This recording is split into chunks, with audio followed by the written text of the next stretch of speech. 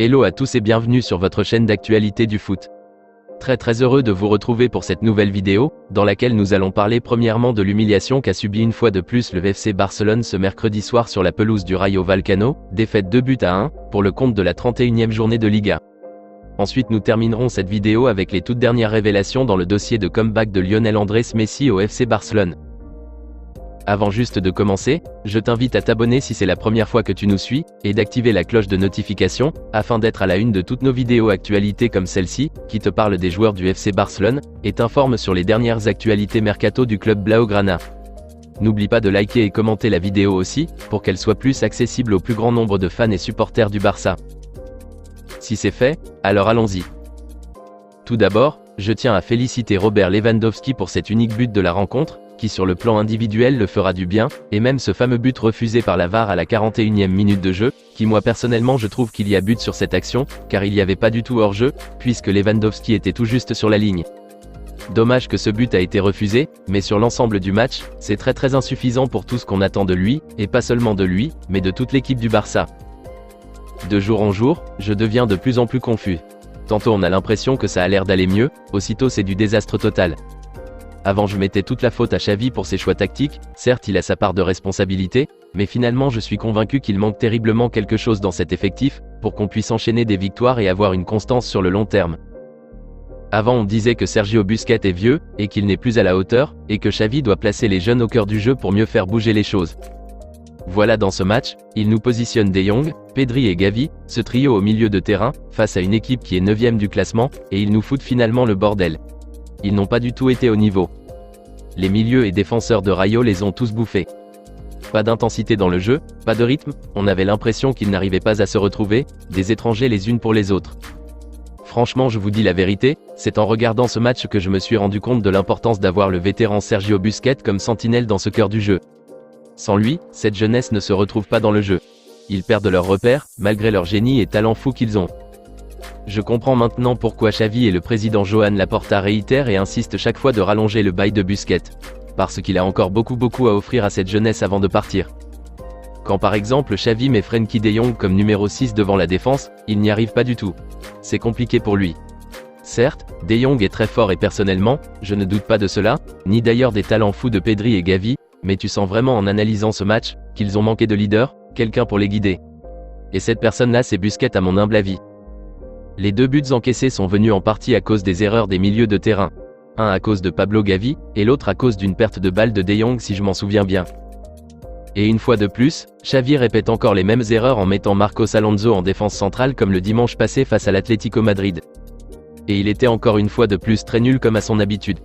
Quand vous voyez les notes après match, il demeure encore le plus mauvais du 11 de départ de l'effectif, avec seulement que 19 passes et un tacle réussi, durant les 60 minutes qu'il a pu passer sur le terrain. Et c'est très décevant pour un défenseur central qui est appelé à performer. Même quand Xavi le plaçait comme latéral droit en début de saison, il n'était pas bon là-bas. Donc décidément, il n'a pas en réalité sa place dans cet effectif du Barça, qu'on attend voir s'imposer sur la chaîne européenne la saison prochaine. Et quand tu vois aussi le match qu'a réalisé Rafinha, on sent vraiment qu'il s'efforce beaucoup, mais pour aucune finalité satisfaisante. Ferran Torres lui, n'est jamais constant. Aussitôt il fait un excellent match et on l'encense, le félicite, aussitôt il fait largement le contraire pour nous prouver qu'il demeure un tocard sur qui on ne peut pas compter sur le long terme.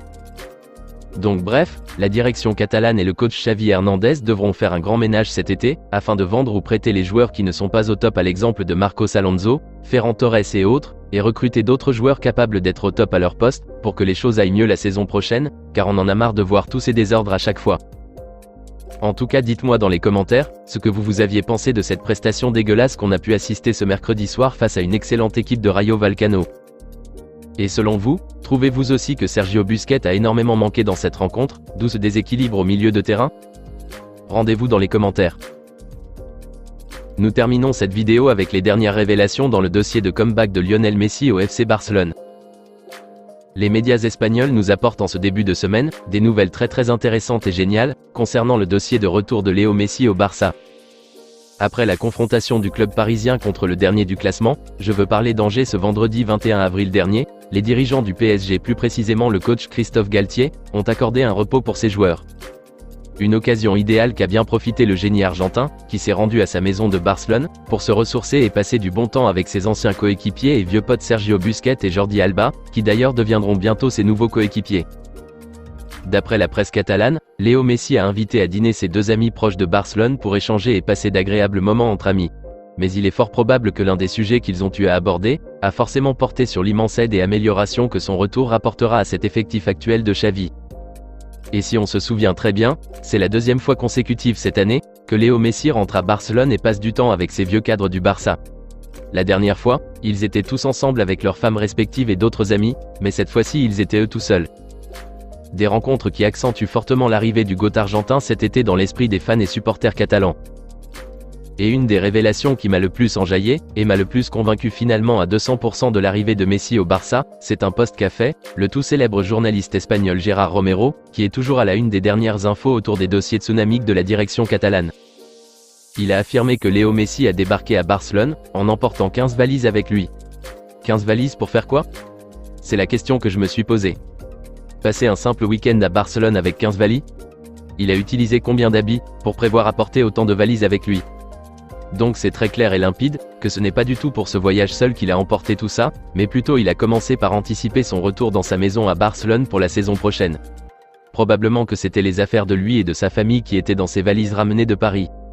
Et d'ailleurs, les quotidiens catalans ont révélé, que Messi aurait même fait du vélo en incognito cet week-end dans son quartier à Barcelone, et plusieurs Catalans en circulation l'ont reconnu en cours de route, et certains ont même pris des photos, et d'autres en ont parlé sur leurs comptes et réseaux sociaux. Le quotidien catalan Mundo Deportivo va plus loin en révélant même que l'Argentin en a profité de ce séjour, pour rencontrer une fois de plus le président Joan Laporta, et ont ensemble discuté à propos de son éventuel retour au bercail. Donc bref, toutes ces révélations au cours de ces derniers jours, confirment désormais sans aucun doute, que l'attaquant argentin sera bel et bien dans l'effectif du coach Xavi dès la saison prochaine.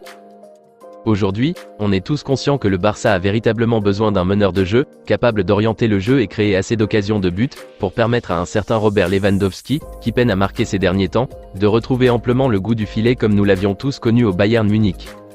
Dans tous les cas, dites-moi dans les commentaires ce que vous en pensez de ces dernières révélations dans le dossier de Léo Messi, et si nous pouvons y croire désormais à 200% de son retour au Barça, qui sonne vraiment urgent pour cet effectif de Xavi qui continue jour après jour de nous décevoir, et non nous rassurer. N'hésitez pas les amis à réagir dans la barre des commentaires. Avant de quitter, n'oubliez pas de vous abonner si ce n'est pas encore fait, et de laisser un gros pouce bleu, afin que la vidéo soit accessible à un plus grand nombre de fans et supporters catalans. On se capte très bientôt les amis pour de nouvelles actualités du FC décevant. Je rigole du FC Barcelone.